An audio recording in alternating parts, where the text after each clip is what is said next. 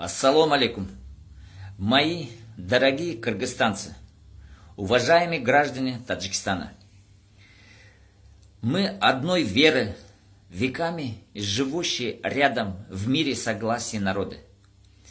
В истории не раз друг друга выручали, помогали.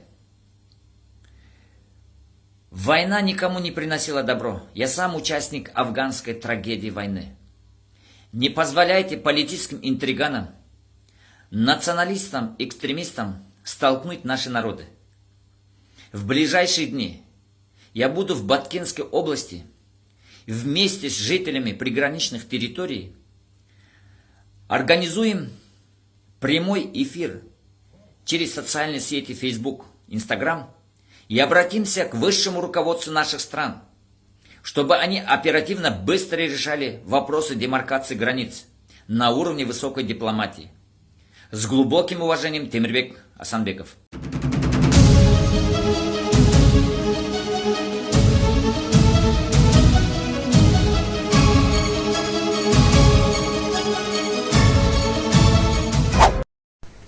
Все башталды. Саламатсыздар бир туугандарым. Кыргыз бир туугандарым, азыр чек арадагы маселени силер айтып, көйгөй азыр көтөрүлүп атат.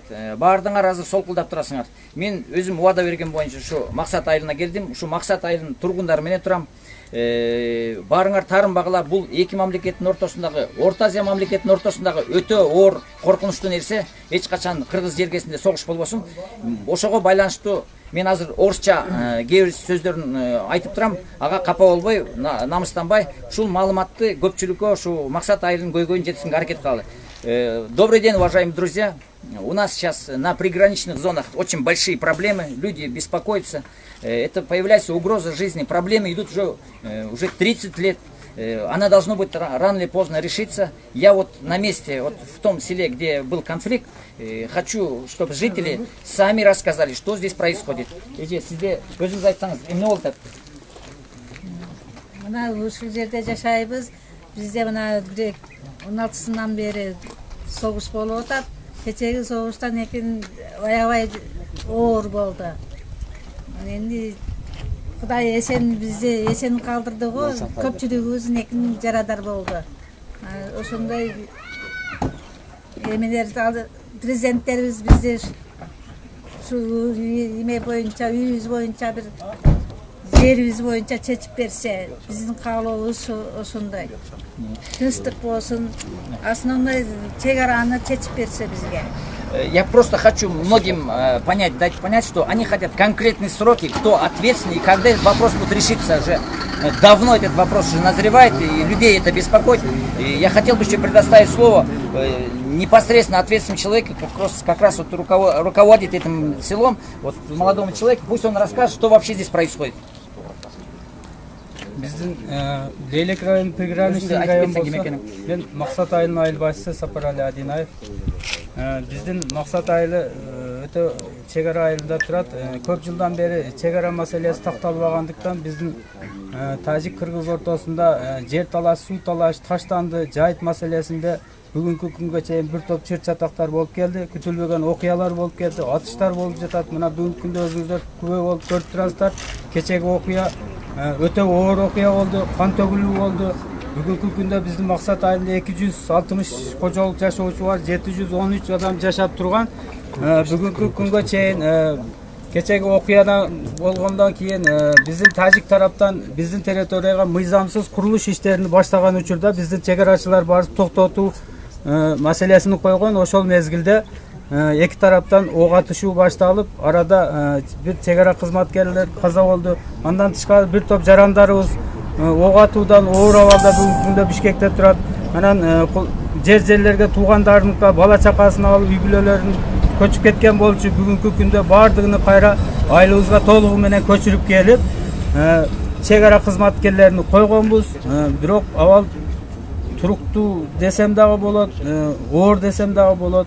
Абалыбыз өтө оор. Биздин эң негизги койгон маселебиз мына бүгүнкү күнгө чейин чоңдор келип атат, бирок эч кандай натыйжа жыйынтык болбой жатат. Бизге качан делимитация, демаркациясын чечмейинче бул окуя кайталана берет. Эгер элдерибиз бүгүнкү күндө тажап калды, эгер ушундай кайталана берсе, бүгүнкү күндө элдердин бул жерде жашашына мамлекет тарабынан колдоо болбосо, чегараны тактабаса болбойт. Өтө оор маселе деп ойлойм. Здесь не только жители, те ребята, которые были на войне когда-то, пережили эти проблемы в жизни. Вот они тоже здесь собрались, вот как раз вот в Баткенской области, в районе Сулюкту, Лейлека. Я хотел бы пригласить, вот, Капар, вот сами вот хотели бы, тоже афганцы есть, да, на той стороне наши. Пару слов скажите, вообще, чтобы не было войны. Вот можно вас пригласить? Вы тоже здесь живете? Салам алейкум. Кыргыз элим, бир туугандарым. Мына Тажик жеринде жашаган бир туугандарыбыз. Бизде эч бир убакта мындай бири менен бири каршылашып, согуш же ок атуу деген болгон эмес. Эми мен кыска гана айтып кетейин дегеним, бул 3-чү топ деген бар. Ошолордун ой пикиринде биздин кыргыз элибизде дагы, тажик элибизде дагы бар ошолор. Ошолор биригип кандай болбосун жерди алганга умтулуп атышат. Эми салам болуңуздар. Мына жердин жашоочулары бар болуңуздар, аман болуңуздар деп. Здесь вот многие просят, чтобы не было войны. Мы веками жили вместе. Мы члены ОДКБ. Недавно встречались два президента. У людей была надежда, что здесь как-то вот вопрос отрегулируется. Но, к сожалению, никто персонально ответственность не берет. Самое удивительное, что это проблема не только безопасности этого села и жителей, это проблема безопасности целого региона между двумя странами с Центрального Азиатского блока. Вся Европа открывает границы, открывает дорогу экономики, а мы все время никак не можем вот эти приграничные вопросы решить. Поэтому я хотел бы обратиться к руководству двух стран, чтобы они персонально взяли ответственность. Наконец-то долгое время вопрос не решается. Перед людьми отчитались и разобрались все документации. Не так она сложная. Во-первых, она блокирует всю экономику, она торговлю останавливает. И в итоге люди уже отсюда начинают уже убегать. Поэтому большая просьба. Я многим моим землякам, соседним республикам, я всем обещал, что приеду, буду призывать всех к миру, согласию, чтобы без войны, без сопротивления мы вопрос этот негативный, который много лет продолжается, решили.